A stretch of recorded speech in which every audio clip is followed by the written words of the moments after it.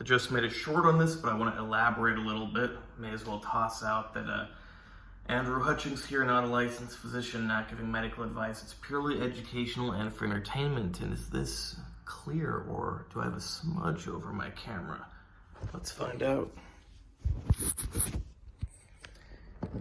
Okay, so you got a lot of people nowadays saying why you should or should not eat something. Oftentimes it's like fruits or vegetables. They find one molecule in it and they prove to you why you should or shouldn't eat this entire food, all because of this one molecule. They prove it to you. They show you the studies that prove that this molecule is bad for you, that it has all these effects, and then they say that's why you shouldn't eat this kiwi or this grapefruit or this banana or whatever. That's incredibly stupid. Let's think for a moment. Why might that not be accurate or the correct way to go about things? So they have this false logic that, let's say they even have human studies. You know, they're really proving it to you. They have this false logic that this one molecule in this fruit in human studies has all these negative effects. So that's why you shouldn't eat the entire fruit. Well, if you want to know whether or not you should eat the entire fruit, you should test the entire fruit in the human study, or whatever study you're doing. It's incredibly inaccurate to test one component of a whole and then talk about what you should or should not do with the whole. Sure, in isolation, you should avoid that thing if it shows all these negative effects. But when mixed with all those other dozens or hundreds of molecules, that might not translate over so well. You might literally have another molecule which deactivates that harmful molecule. I'm just giving examples of things that are possible. And what if you have a harmful molecule that's like that much harmful, but then you got 10 other molecules that are that good for you? I know I'm making up arbitrary units of things, but you get the point. It's crazy how many people are doing this and how many people are falling for it. Every week you got a new superfood because of some single molecule in it, or you got a new evil food because of one single molecule in it. Lots of YouTubers make a lot of money getting people all hyped up about the food of the week or the food of the year, whatever it is. You get the idea. It's always changing. And people really fall for it. They start, I'm going to buy a bunch of grapes for the resveratrol. I'm going to, cut out bananas for this enzyme. Yeah. Testing one individual component does not tell you whether you should cut out the entire thing, unless that one individual component is so toxic or deadly that it justifies cutting out the entire fruit or whatever we're talking about. People typically say this stuff about fruits, so I'm talking about fruits. If the fruit contained deadly levels of cyanide, sure, do not eat it. It doesn't, there could technically be something else in the fruit that makes the cyanide not matter, but let's assume there is not. Obviously, it doesn't matter if that fruit has a lot of different vitamins. If it has so much cyanide that it's going to kill you, you discard the entire fruit. But assuming there's not something crazy bad like that in it, you got to take the whole fruit as a whole.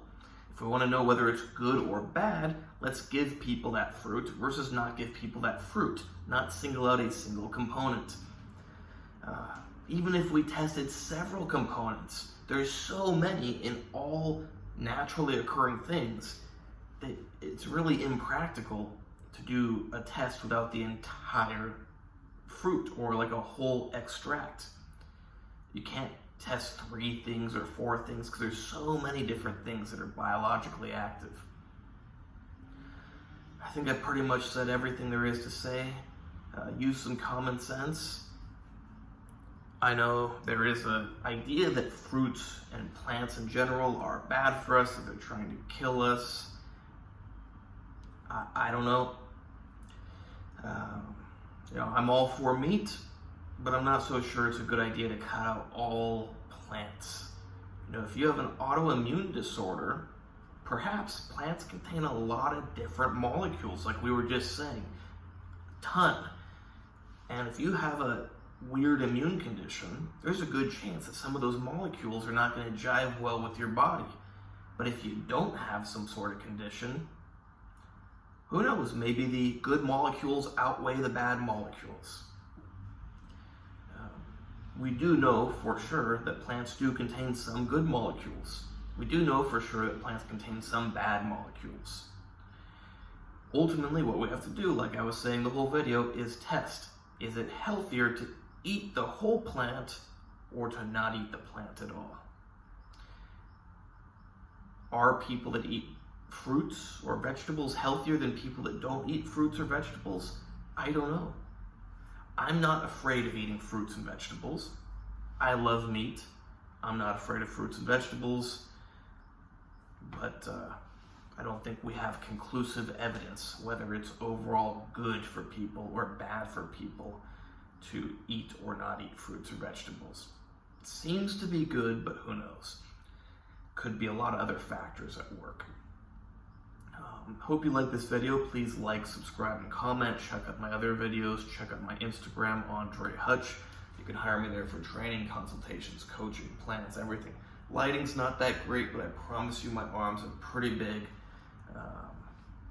No record of mine or anything, but a few days ago I got back to doing curls with 135. That's one of the big plates on each side of the bar. I like to use the squat rack. You got all these jokes nowadays about people taking up the squat rack. I mean, it annoys me when a girl goes there. So it's annoying if a girl's just using the bar. It's like, hey, grab some little dumbbells, grab something else. You don't need to use the bar of a squat rack if you are using only the bar. Like you could use anything else. Don't take the squat rack. I've seen something even worse, where a girl was using the bar simply as a bar to bend over, like as a placeholder to make sure she's bending over it properly. It's like, what the? Let me use the bar for some actual weights. But yeah, you can hire me on my Instagram for training consultations, coaching, plans, same thing with diet, same thing with supplements, same thing with special supplements, which can be very dangerous or they can be very safe depending on your knowledge level, or knowledge, experience, whatever you want to call it, all combined. It's kind of like driving a car. You put a 12-year-old who happens to be tall enough to reach the pedals behind the wheel of a car, you put him on the freeway, probably not going to end well. You put a person that doesn't know about the human body in charge of injecting various different hormones and medications into themselves, probably not going to end well. A YouTube tutorial is probably not sufficient. I generally would say it takes about 10 years to learn the human body well. Are you going to spend 10 years? Or maybe you would rather hire someone that's already spent much more than 10 years. That way you don't get in a big disaster.